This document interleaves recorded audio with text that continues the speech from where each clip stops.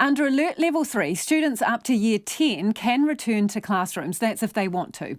The Prime Minister says more people will be allowed to go back to work under Level 3, and children under the age of 14 cannot legally be left home alone. But teachers and students will still have to keep their social distance. So how is this actually going to work? Auckland Grammar's headmaster Tim O'Connor joins me now. Tim, what do you make of this decision? I've got no idea how it's going to work, Lisa, at all. It's a sit-on-the-fence sort of decision, and probably, well, it is, from my mindset, one of the most irresponsible decisions for New Zealand education in my time as headmaster of a school. What's irresponsible about it? Well, if it's safe to partially reopen a school under a Level 3, then wouldn't we be targeting the students who are in most need in the secondary sector?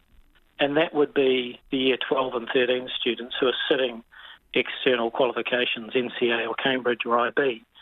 This is a decision, it appears to be about the provision of childcare services as businesses reopen. So the government's not making a decision about education, it's making a decision about how to provide childcare for reopening the country. That, to me, is more irresponsible than David Parker going out for a mountain bike ride or Winston Peters fishing from his front lawn. So, Tim, do you think you're being used as glorified babysitters? Oh, totally. Why else do you provide? Do you only allow those to return up to the age of 14? That is about childcare service. Why do you make it voluntary for people to do so? Because doing that means that teachers can't actually do anything.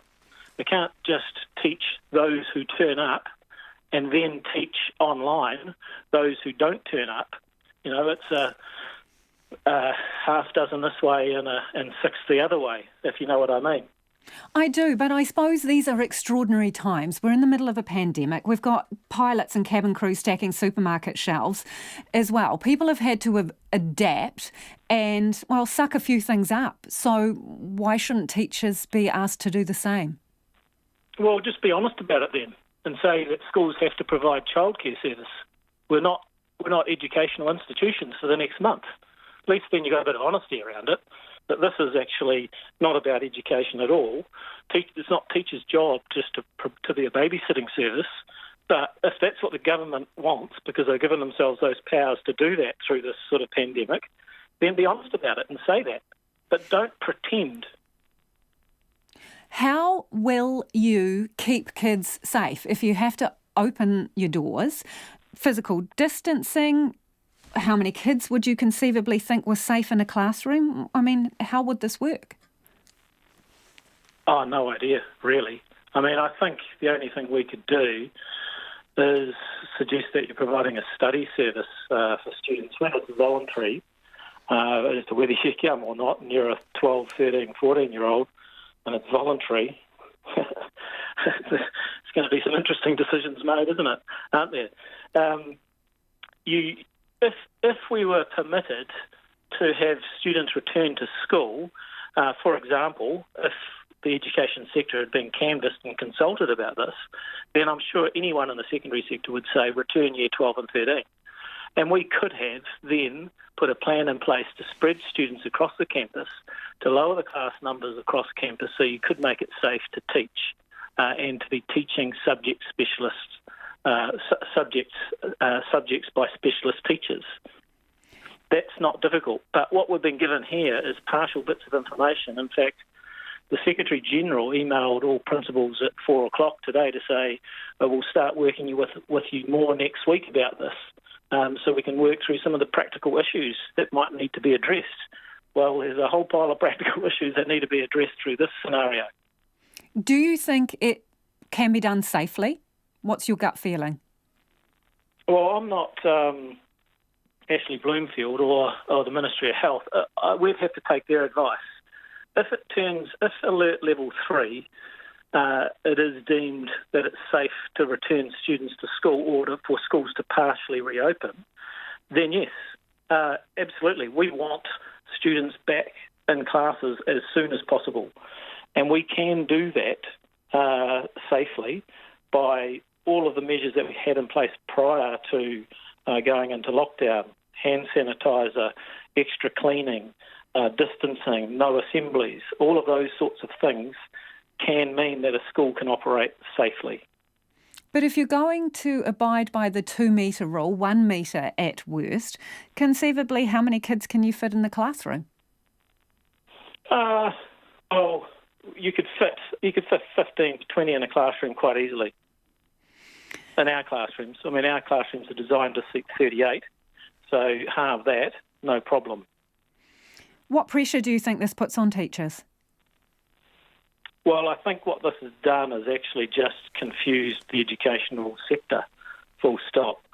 There's no clarity out of this. There's no leadership being provided out of this for the sector. So we're having to make it up as we go along. So we're dealing with partial bits of information to try and actually put an operational system in where we can teach and we can operate in a safe manner. Right now, we've only got little bits of information, and those bits of information just simply aren't good enough. So the email you've got, just to be clear, that came from Iona Holstead, I'm picking, was the first information you received. There was no consultation about this plan prior to it being announced by the government today. Not with principals. No, it doesn't appear that there was consultation with the sector at all. This appears to be a cabinet decision. I don't think there's been any educational consultation being undertaken in this process at all. So when exactly did you find out that at level 3 this would be the scenario? I listened to the radio like everyone else today, and then received the 4 p.m. email, which says very little. So what was your reaction then when you're listening in and you hear it when everyone else does? Well, I was laughing really because it was very sad, because you start clicking through your head, what are the ways we could actually operate in this? What does this mean? And look, the very first conclusion that I came to was that this isn't actually about teaching. This isn't actually about what's best for education in this country. This is about being able to provide a childcare service so we can start reopening the country. And look, if that's the decision, we'd live with it. But let's just say that that's the decision, that's what we have to suck up right now. So we can't, there's not enough information here for us to get operational. I had a Zoom meeting planned with our leadership team tomorrow, but there's not really much point in us going ahead with that until we get more detail as to what this is going to look like for our school. How long do you think it would take you to get ready for level 3? 24 hours to be operational.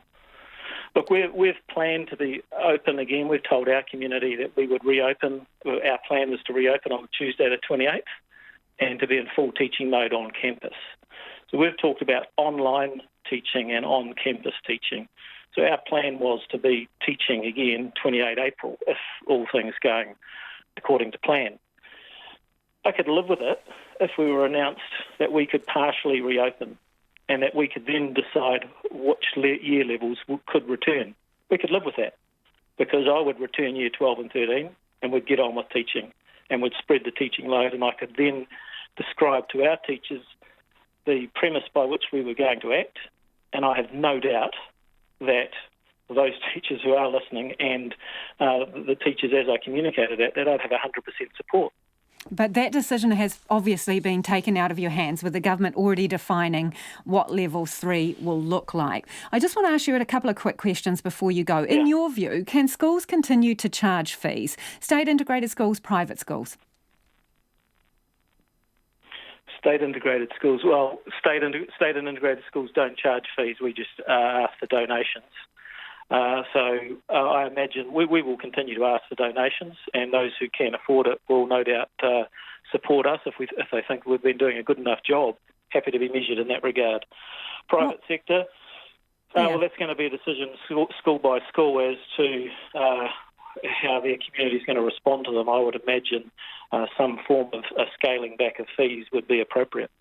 Really appreciate your time this evening. That's Auckland Grammar's headmaster, Tim O'Connor there, who's not entirely happy with what will happen to education under level 3 when we get there.